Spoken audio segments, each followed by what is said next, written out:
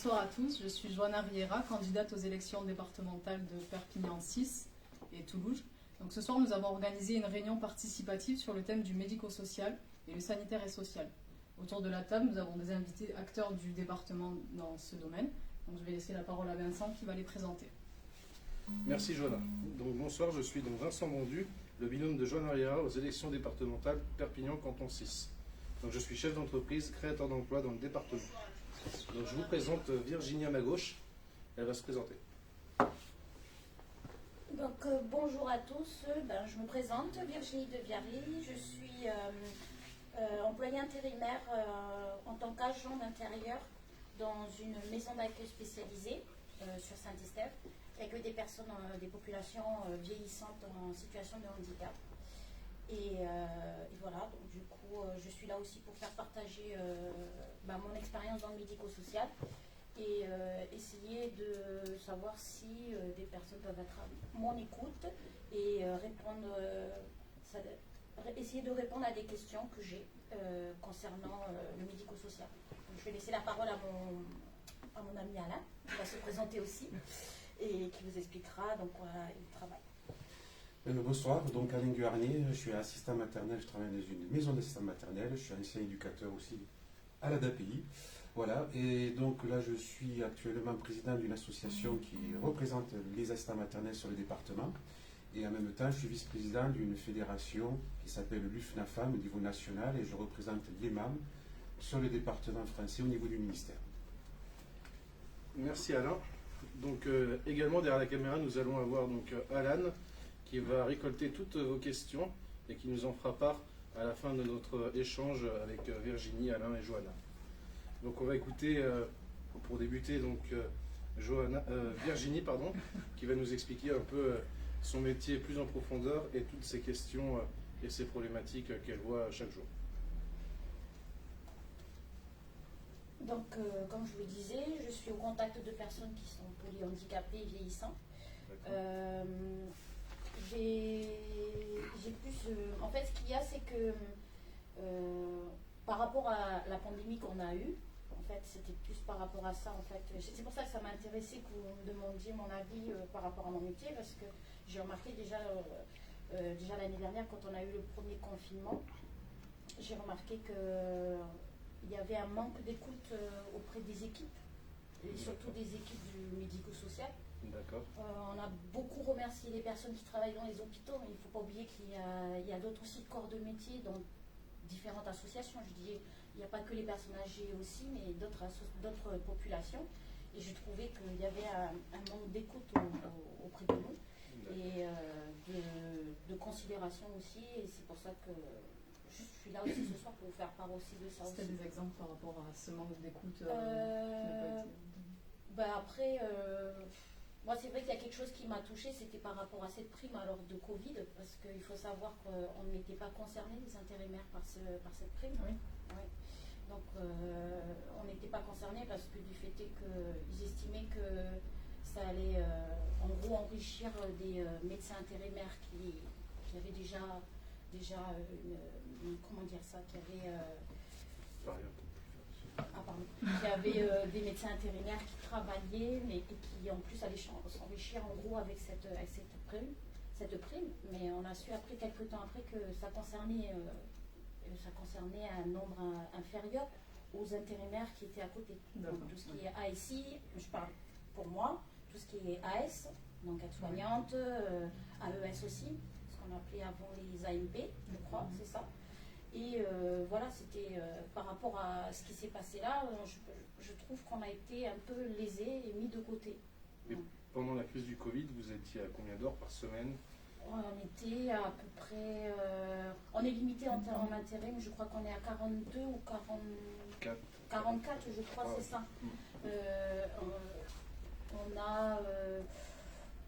Je ne vais pas dire qu'on a dépassé, mais il y avait des moments où on n'avait que 2 jours de repos et après on reprenait sur des journées de 7 heures, voire 10 heures. Donc, avec une augmentation salariale, avec une aide au niveau des masques, du gel hydroalcoolique. Bon, en tout cas, ça a été fait au niveau des établissements. Donc il y a eu un investissement au niveau des établissements, ça, il n'y a pas à remettre ça en doute.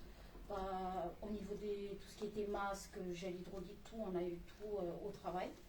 sécurité au niveau de l'uniforme. Et en fait, c'est tout cet aspect reconnaissance en fait. D'accord. C'est ça qu'on regrette en fait, c'est tout cet aspect reconnaissance Est-ce que qui... le manque de reconnaissance, il était plutôt de l'agence d'intérim, c'est ça qui doit gérer, ou plutôt de l'établissement, ou c'était général ou départemental? Enfin, c'est pas... Point de vue général, et oui, peut-être départemental aussi, parce que c'est représentatif Oui, c'est par l'action, rapport à ouais. nous, voilà Ouais. l'action. Après, oui, par rapport à ça, oui.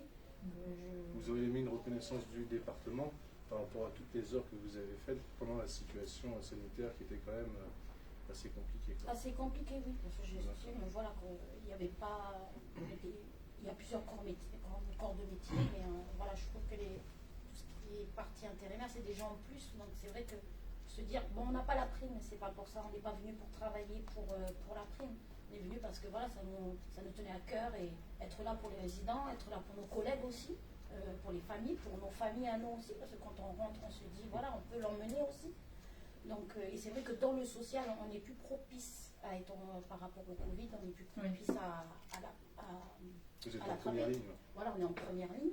Et c'est vrai que selon les populations qu'on a dans le social, on n'a pas la même distanciation, on n'a pas le même accompagnement. C'était plutôt dans des secteurs polycliniques, cliniques. Chez nous, c'était plutôt secteur... ouais, plutôt, on a des personnes en fin de vie aussi en masse, D'accord. donc il y a ça aussi, et des personnes qui sont en perte d'autonomie ou des personnes qui sont déjà en autonomie, pardon, des personnes en perte d'autonomie, des personnes en autonomie, qui peuvent D'accord. marcher et tout. Et je Donc, suppose que c'est pas un métier facile, vous avez peut-être une aide psychologique par rapport à ces personnes en fin de vie que vous accompagnez. Le département a peut-être des structures c'est ça pour vous aussi. suivre à chaque fois psychologiquement dans ces fins de vie qui sont pas faciles, je pense. Moi, c'est pour ça aussi que j'ai voulu venir, c'est pour dire que certes, il y a les titulaires qui sont dans le médico-social, mais il faut penser aussi qu'il y a des gens à côté, intérimaires, qui sont là, et que aussi il faudrait peut-être un peu les considérer, et peut-être eux aussi, eux aussi peut-être pour la suite voudraient travailler dans le social. C'est pour ça que des fois aussi on reste longtemps dans des établissements, parce qu'on espère aussi travailler dans ces établissements-là et être titularisé. En fait, c'est pas qu'une histoire financière, c'est une histoire de reconnaissance, De reconnaissance, voilà. et de mise à disposition, Voilà, par rapport à mon statut d'intérimaire. de faciliter la vie au travail. Voilà, c'est D'accord. pour ça. D'accord. Et on va écouter Alain. Allez. Du coup, toutes les problématiques que vous rencontrez, je sais qu'on en a discuté Oui, cette semaine, on tout à vous a fait, rencontré. Mhm. Donc on a rencontré Alain cette semaine à la MAM, La maison des petits pieds. la maison des petits pieds, excusez-moi. Voilà. Et du coup, un très bel entretien avec plein de petits enfants très heureux. Donc je sais qu'il y a quelques détails qui aimeraient améliorer. Et du coup, je pense qu'on va écouter Alain, c'est le mieux passé pour ça. Voilà, nous, depuis maintenant 5 ans que notre association existe, on essaye d'avoir une écoute et une attention de la part du département, ainsi que des services de PMI. Et malheureusement, voilà, on n'a jamais eu cette écoute et on n'a jamais eu cette attention ni ce soutien qui normalement sont dans les textes. On devrait normalement aussi participer à des réunions, puisque c'est dans le texte de loi aussi. On a toujours eu un rejet total du département sur ce sujet-là.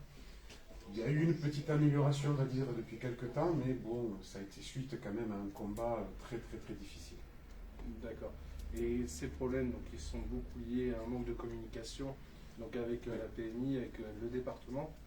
Et donc, je suppose que vous aimeriez plus de communication, plus de suivi, par exemple, avec des Tout à fait. commissions pour les assistantes maternelles. Bien Parce que sûr. si j'ai bien compris, en fait, il y a les assistantes maternelles à droite, qu'on écarte un peu, mais il y a des crèches qui, pour eux, actuellement au département, sont plus importantes, alors que vous travaillez Oui, dans, mais dans la même direction. On ne cherche pas du tout Bien le sûr. combat avec les Non, crèches, non, non. c'est pas du tout le sujet, mais Mais c'est vrai vous que nous, c'est travaillez en vraiment, commun, voilà, ouais. on essaye de travailler justement en commun avec certaines mini-crèches sur le département.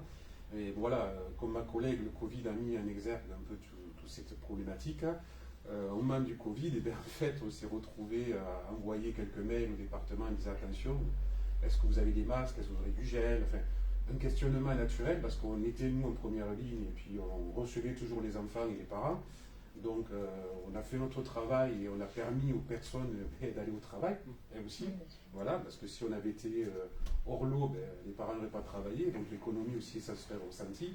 Et voilà, donc à un moment donné, lorsqu'on a laissé ces messages-là, on a laissé quand même pas mal de messages, peut-être une par jour. La seule réponse que j'ai reçue, c'est une réponse de M. Le Floch qui m'a dit écoutez, vos nombreux mails perturbent nos services. Donc voilà, la seule réponse qu'on a eue à ce moment-là, ça a été celle-ci.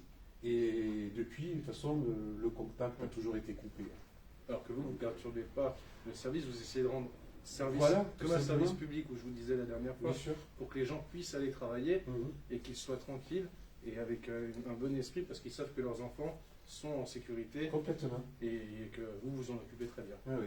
Alors après, on a eu 2 réunions avec le département où on nous a dit oui, mais le oui, on attend toujours des réponses, des solutions Est-ce que c'est à ce qui a pu être dit.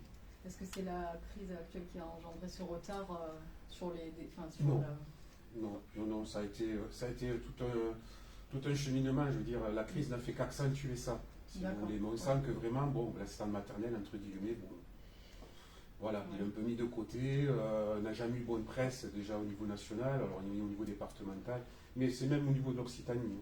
Ouais. J'ai d'autres collègues qui sont sur d'autres départements, soit Montpellier, soit Toulouse, avec qui on a des contacts, c'est très compliqué. Et vous avez eu écho de ce qui fait que vous êtes un peu mis de côté par rapport à quels sont. On en a eu quelques-uns, mais on va éviter de polémiquer trop là-dessus, mais bon, voilà, c'est des échos parce qu'on a des informations qui nous viennent de ces partenaires, etc. Mais c'est vrai que c'est très compliqué, quoi. On a l'impression que l'assistante maternelle, comme je disais la dernière fois, c'est vrai que si on demandait des choses extraordinaires, mais déjà on demande du respect, du soutien, qu'on puisse pouvoir parler et discuter réellement avec des personnes qui nous donnent des solutions. Parce que nous, si on a essayé d'apporter des solutions, on a essayé d'apporter des choses dans notre métier, et puis en face, on a toujours une barrière. Vous êtes combien d'assistantes maternelles sur le département? Sur le département, entre 1700 et 1800, parce que ça bouge, ça fluctue quand même pas mal. Et au niveau des maisons d'assistants maternels, je crois qu'on est à 72, 73 actuellement, maisons d'assistants maternels. Donc au total, ça représente quand même beaucoup de monde, beaucoup d'enfants gardés, beaucoup de familles aussi qui sont touchées par ça. Et beaucoup d'emplois aussi, du coup. Beaucoup d'emplois, tout à fait. Oui. Et qu'est-ce qui est la différence pour ceux qui ne connaissent pas, entre crèche et assistante familiale dans les maisons Alors, l'assistant maternel, il y en a 2. Il y a l'assistant maternel qui a son domicile, D'accord. qui travaille chez lui. L'assistant maternel, comme nous, dans une maison d'assistant maternel. Donc, ça ressemble un petit peu à une mini-crèche. On n'est pas sur les mêmes statuts, si vous voulez. Voilà. Là, l'assistant maternel, c'est le parent qui est employeur. Et dans la crèche, c'est l'employeur de la crèche qui emploie du personnel. D'accord. Donc, on est sur 2 choses différentes. Et donc, les personnes qui veulent mettre leurs enfants chez vous ont des aides de l'État, Voilà, il y a CAF. pas mal d'aides, etc., de la CAF. Bon, là, c'est en train de se réajuster parce que c'est la fameuse CNG qu'on appelle. Est en train de se réajuster justement entre les crèches et les assistants maternels. Voilà, on est en contact souvent avec le ministère et ça bouge beaucoup. Voilà. Donc là, ça devrait normalement se réajuster. D'accord. Un peu plus pour les asthmates, un peu moins pour les crèches. Donc il y a des tensions des 2 côtés, mais bon. D'accord. En Ouais. fait, vous, c'est ce que vous aimeriez, vous vous entendez bien avec les crèches dans l'ensemble, on ne peut pas Oui, s'entendre oui, avec bien tout sûr. le monde. Oui. Et ça serait qu'il y ait comme une commission où Oui. tout le monde peut se parler, échanger, écouter les idées pour pouvoir aller de l'avant et pas rester Exactement. dans des guéguerres avec le département, Bien sûr, mais oui. faire avancer les choses. Oui. Ben, on a essayé justement de parler à propos de l'handicap. Nous, on reçoit des enfants en situation de handicap sur notre MAM. C'est très compliqué. On a plusieurs MAM qui ont essayé d'avoir dans ce projet d'avoir des enfants en situation de handicap. La PMI, souvent, met des barrières à ça. Le département n'entend pas qu'une assistante maternelle puisse accueillir un enfant en situation de handicap. D'accord. On a demandé aussi, on avait travaillé, alors peut-être on a travaillé sur le département, sur Perpignan pour avoir un label, justement sur ça. Donc on va essayer de le travailler. On aimerait bien que ce label, il sera sur le département aussi, vraiment un label pour les médecins maternels qui soient formés à recevoir des enfants en situation de handicap. Et permettre justement après le passage dans un IME ou dans une école avec un suivi à faire. Ce qu'on appelle un PAI, c'est un projet d'accueil individuel, et permettre cet échange aussi avec l'école, avec la transition aussi sur ça. Et ça aussi, ça fait 5 ans qu'on a envoyé des courriers, on a essayé de le travailler. Et voilà. vous nous avez parlé cette semaine, quand on vous a rencontré, que vous vouliez faire une formation pour accueillir les petits avec un handicap plutôt modéré. Voilà, tout à fait, oui, parce que bon, c'est pas notre rôle d'accueillir un handicap lourd, parce que bon, c'est vrai que ça, il faut une personne vraiment formée et puis qui soit en permanence avec. Hein. Mais voilà, on a eu des enfants qui sont trisomiques ou autistes. Voilà, ça nous a permis aussi de rassurer les parents, parce que le parent souvent se retrouve un petit peu rejeté. Voilà, parce que beaucoup de parents, quand ils ont des enfants handicapés, ben, le fait de savoir qu'ils puissent avoir un accueil sur des projets comme les nôtres, ben, ça leur permet de ne pas quitter leur travail non plus. Parce que souvent, les parents quittent leur travail pour pouvoir s'occuper d'enfants, parce qu'entre 0 et 3-4 ans, il y a très peu de place. D'accord, donc vous accueillez plutôt les enfants entre 0 et 0-3 ans. D'accord. Le départ à l'école. Et ensuite, c'est l'école. Justement, il y a souvent, on entend, et la dernière fois on en parlait, après le départ à l'école, il n'y a pas de suivi non plus. Voilà, là aussi, c'est vrai que ça serait pas mal aussi à mettre en place, parce que ça serait très simple. Hein. C'est qu'au moment, parce que nous, on repère des choses par notre ancien métier aussi éducateur. Voilà, on repère pas mal de choses, de problématiques chez les enfants, et c'est vrai que ça serait pas mal de partir avec un petit dossier, entre guillemets, que quand là, justement, on a eu quand vous étiez là, on avait une institutrice qui était en formation, qui était là, et donc justement, elle a reconnu ça, elle a dit oui, si moi, en tant qu'institutrice, je pouvais avoir déjà tel enfant, il a telle difficulté qui ont pu être repérées, ça permet de gagner du temps, ça permet de travailler ça plus rapidement avec les parents. Donc il y a beaucoup de choses à mettre en place, je trouve, et qu'on a essayé de travailler, et comme je vous dis, bon, c'est toujours cette barrière. Alors en plus, c'est des choses qui ne coûtent rien, parce que c'est des réunions où voilà, il n'y a pas d'argent demandé, il y a juste une mise en valeur de toutes les personnes qui sont autour, qui veulent travailler sur ces sujets, et malheureusement, bon. Après voilà, on a compris que le département, vous ne suivez pas, on ne va pas rentrer dans la polémique, mais en fait, vous du coup, vous aimeriez un suivi entre les parents, vous, les écoles, et inversement pour le bien de l'enfant en fait. Tout à fait, oui, bien sûr. Complètement. D'accord. Ça, de toute façon, on l'entend parce que dans la semaine, on a rencontré plusieurs acteurs, que ce soit dans la réinsertion professionnelle ou des acteurs éducateurs spécialisés, etc. Et beaucoup le demandent, ce suivi après, à la sortie en fait de l'établissement, de l'institution qui se trouve. Il n'y a pas de suivi. Aujourd'hui, on n'a pas de. Même dans le privé, externe, on n'a pas de suivi. Une fois que l'enfant il est sorti, ou même l'adulte, on ne sait plus ce qui se passe. Quoi. Tout à fait. Et donc, on va passer à la parole, du coup, maintenant à Virginie, parce qu'Alain parle beaucoup, mais il est très gentil. Donc, Virginie, vous vous occupez peut-être d'enfants également? Non. Vous avez un public qui est de quel âge à peu près? Ça peut aller de... j'ai peur de dire des bêtises, mais si Alain pourrait m'aider... À partir de 20 ans. Ouais, 20 ans jusqu'à la fin de leur vie. Oui, en gros, oui, parce qu'on part sur aussi... oui, jusqu'à la fin de vie aussi, on accompagne jusqu'à la fin... mes collègues, en tout cas, et nous aussi, on accompagne aussi ces résidents jusqu'à la fin de vie. Donc, c'est vrai que il faudrait avoir quelque chose de nouveau. Quoi, et à l'heure actuelle, on sait qu'il y a beaucoup de problématiques avec les EHPAD. Donc ces personnes que vous vous occupez, ils ont des qualités de vie, il y a de l'équipement qui est mis à disposition. Oui, en tout cas là pour l'établissement où je suis, il y a un équipement, tout est mis en place pour ces résidents-là. Ils ont des très bonnes conditions et vraiment là où je travaille, la masse du Guadeloupe fait un travail exceptionnel par rapport à ses résidents. Et essayer de toujours de faire des choses nouvelles, d'essayer de... là, c'est vrai que c'est compliqué avec l'histoire du Covid parce que vous avez certains résidents, ils ont leur manie, quoi. Ils sortent, vous ne pouvez pas leur interdire du jour au lendemain, tu ne peux pas sortir de ta chambre parce qu'il y a ça. Donc il y a toujours des... c'est au jour le jour, il faut trouver des stratégies pour pouvoir adapter, quoi. Et vous, ce manque de reconnaissance, vous l'avez auprès des familles, mais pas des institutions en fait? On l'a, là, par rapport au Covid, moi je l'ai eu par rapport à l'institution, pas par rapport aux familles ou par rapport... Non, par rapport aux familles, on a des familles qui viennent par exemple l'été, ils nous emmènent des glaces. Bête, hein, mais ils nous offrent des glaces l'après-midi. On a un couple qui vient voir ils viennent voir leur enfant depuis qu'il y a eu le Covid, presque tous les jours. Ils appellent à 21h pour savoir si elle s'est bien endormie et tout. Donc c'est des gens qui viennent et des fois ils nous emmènent une fougasse ou quoi, mais ça nous fait plaisir et eux ça leur fait plaisir aussi de pouvoir nous offrir voilà, de leur dire on sait que vous êtes là, on est là aussi, on est là aussi pour vous. Donc nous ça nous, j'arrive pas à trouver le mot, mais ça enrichit, c'est gratifiant. C'est gratifiant pour le métier qu'on fait. Oui, parce qu'il faut penser que dans tous les cas, que ce soit avec l'enfance ou le handicap, c'est quand même vous travaillez avec l'humain et vous êtes en relation directe avec l'humain. Et souvent, ce que je remarque, parce que nous, on n'est pas dans l'institution, parce que je remarque, ce que j'entends surtout, c'est il y a un manque de... En fait, l'institution, il y a un certain rouage à faire avec le temps qui s'installe et on déshumanise en fait. Voilà, c'est ça, c'est un manque d'humanité et chaque personne est catégorisée dans une certaine... Voilà. ouais. C'est vrai, et c'est ça qui manque. Et du coup, c'est ce qui manque.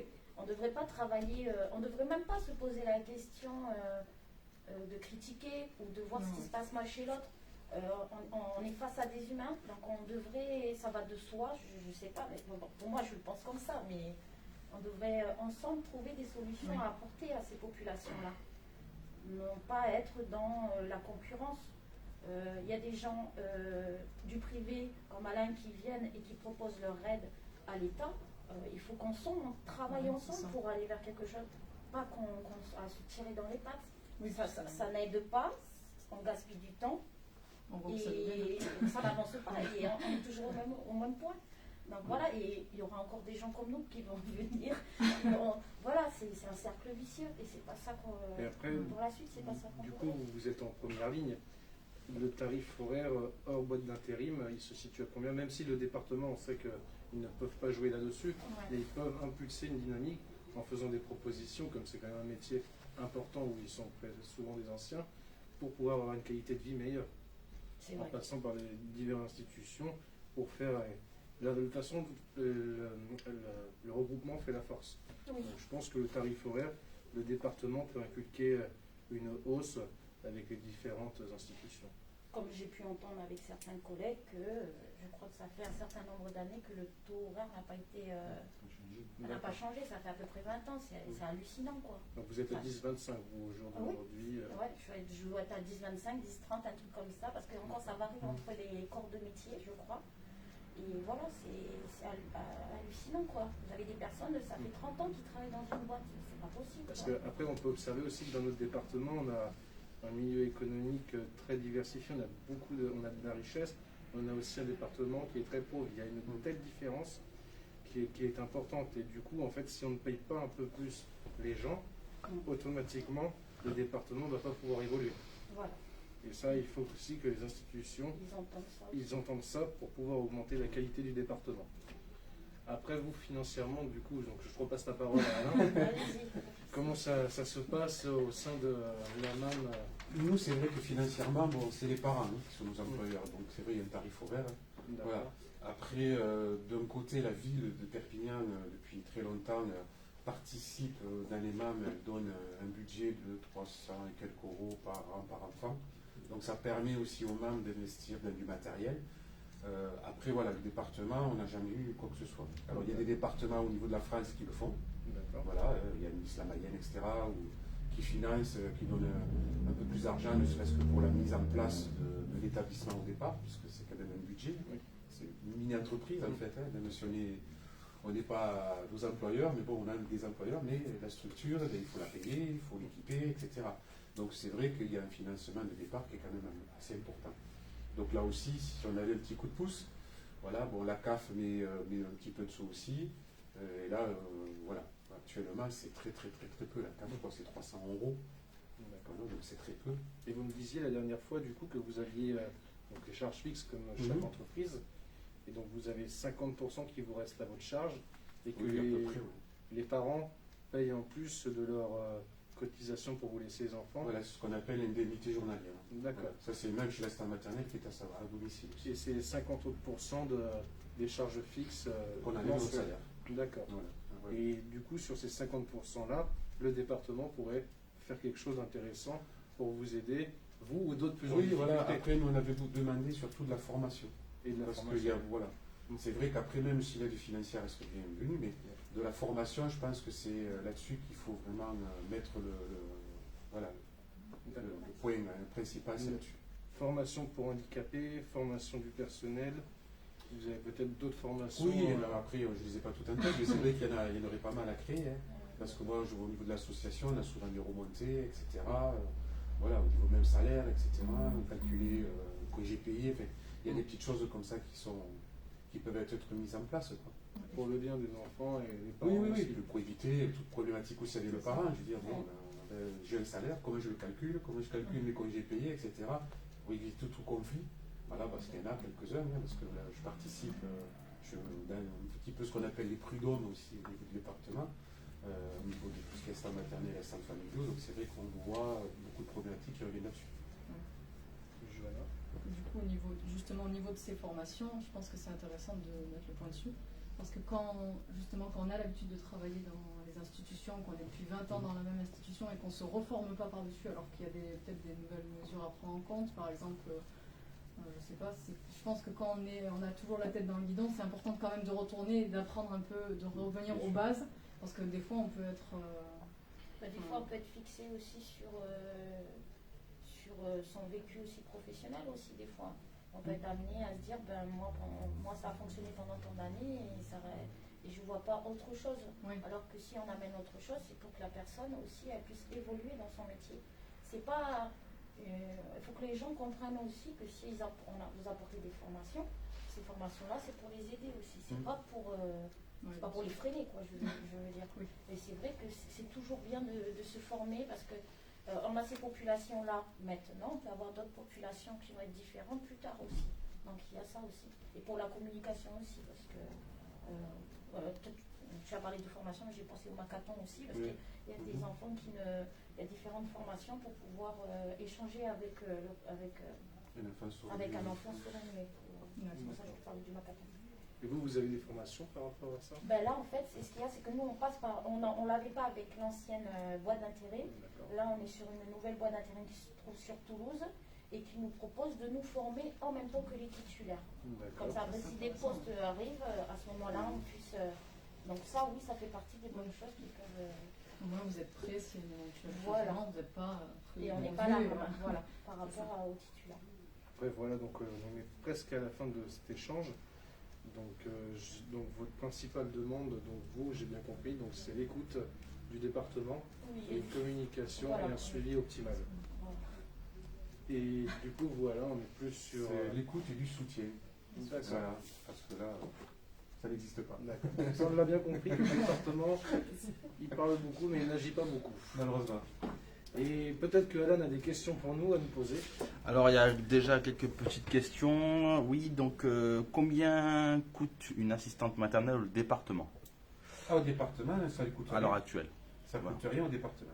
D'accord. Il y a juste la formation de 15 jours qui est faite par le département. Voilà. C'est la formation qui coûte. Alors, le budget, je ne le connais pas. Selon vous, selon les deux acteurs, qu'est-ce qu'il faudrait mettre en place pour accompagner un enfant sans rupture, c'est-à-dire de plus petit vers une évolution, voire un enfant en difficulté, etc. L'accompagner à évoluer, quoi, en gros. Et c'est justement ce qu'on disait tout à l'heure, c'est mettre en relation vraiment toutes les instances, que ce soit du tout petit bébé, au niveau même après maternelle, collège, etc. Bon, après, une fois qu'il est rentré dans le système école, ça se met en place. Mais de 0-3 ans à la rentrée maternelle, pour l'instant, il n'y a rien. Et en parlant de ça, je me souviens, vous aviez une petite anecdote de suivi qui s'est passé au Moulin à Vent, il y a quelques années, je ne sais pas si vous vous souvenez. Ah oui, non, ça c'était autre chose. Ouais, Oui, c'était pas du tout ça. C'est pas du tout ça. Non. J'ai déjà allé à l'IA. On a voulu aller sur un autre terrain, mais c'était pas ça. C'est ça. Donc du coup, oui, il y a une question qui serait intéressante, c'est quel est le budget moyen pour développer une MAM? Le budget... En règle générale, après tout dépend de ce qu'on met dedans. Avec les normes, etc. Voilà, ça dépend du nombre de personnes, il faut compter entre 5 et 6 000 euros. D'accord. Voilà, par personne. Pour avoir vraiment quelque chose, le temps du démarrage, d'acheter les biens, etc. etc. D'accord. Donc est-ce que ce serait intéressant d'avoir une aide là-dessus pour lancer de plus en plus de MAM ou une aide à la création? Une aide à la création, voilà. Oui, ça serait pas mal que le département mette un petit coup de pouce. D'accord, ok. Du coup, vous avez parlé tout à l'heure d'un label. Oui. Voilà, un label, donc ça consisterait en quoi? Vous l'avez plus ou moins résumé là-dessus, mais Alors, exactement. C'est un label justement sur l'handicap que vous voulez travailler, c'est-à-dire permettre à des assistantes maternelles d'avoir une formation et d'avoir en fait ce petit label en disant voilà, j'ai été formé par le département sur tout ce qui touche à l'handicap et avoir Donc, une ce reconnaissance. serait un label départemental. Oui, ça peut après. Oui, après. Pas national. Faut donner l'exemple aux autres. C'est vous qui donnez l'impulsion. Il me semble justement que toi tu as un diplôme éducateur spécialisé Oui. qui est déjà considéré, tu tu peux accompagner des personnes Ah en oui, oui, situation de oui, handicap. bien sûr, tout à fait. Oui, oui, oui, il y a rien qui Mais m'empêche. aujourd'hui, c'est quand même refusé. C'est très compliqué. On ne va pas dire qu'on nous le refuse. Voilà, on nous dit, ah, vous savez, ça serait pas mal que vous ne le fassiez pas, parce que voilà, il y en a, vraiment, on leur a dit non. Voilà, et sur Montpellier, je prends l'exemple de Montpellier, on leur a carrément dit, si vous prenez un enfant handicapé, on vous retire l'agrément. Voilà, donc c'est carrément du chantage. D'accord. Et qu'est-ce qui justifie ce refus? En fait, c'est ça que j'arrive pas à cerner. Pourquoi autant de refus Ben, j'aimerais bien le cerner aussi. J'aimerais bien On savoir. va essayer de creuser alors. Voilà. Donc, je vous en remercie. On a beaucoup Merci compris qu'il y à avait vous. de problématiques vous. avec le département, ces refus, et nous, on ne peut pas promettre monts et merveilles comme d'autres, mais on va faire le maximum pour vous défendre, et comme tous les gens de notre département, on vous écoute, et on fait en sorte de pouvoir vous proposer les solutions les plus adéquates pour les défendre derrière à notre niveau. Donc, du coup, on va conclure avec Johanna, si tu peux nous dire tes ressentis par rapport à tout ce que tu viens de... Mes d'entendre, ressentis, là, depuis des semaines, et de toute façon, même dans ma vie quotidienne, quand je rencontre des professionnels, que ce soit de toute façon dans le domaine médico-social, que ce soit dans d'autres domaines, on entend toujours la même remarque, le manque de proximité, le manque d'écoute. Il n'y a pas de... Honnêtement, c'est surtout tous ces deux mots qui entend. Un manque de rassemblement aussi, pas rassemblement, mais ensemble, il faut qu'on décide. Par exemple, si, comme tout à l'heure, une des réunions, par exemple mensuelles ou tous les 3 mois, je ne sais pas, avec des acteurs locaux du même domaine, pourquoi on ne réunirait pas ces acteurs du même domaine pour qu'ensemble ils émergent des améliorations, qu'ils fassent émerger des améliorations. Ouais, qui proposent des préconisations, quoi. Voilà. Voilà. Qui ensemble travailleraient pour le même but commun en fait. Voilà. Donc pour conclure, moi je pense qu'on a des services publics au sein de nos départements qui sont de qualité, mais ils ne sont pas mis en valeur, et on a des talents et on ne veut pas les voir partir ailleurs, et je pense qu'il faut donner le maximum pour les garder et ne pas rester ancré dans ce petit confort de promesses. Donc il faut avancer, et on avancera tous ensemble. On compte sur vous donc le 20 et le 27 juin prochain pour que les choses avancent. Merci à vous. Oui. Merci, au revoir. Merci, au revoir. Merci, au revoir.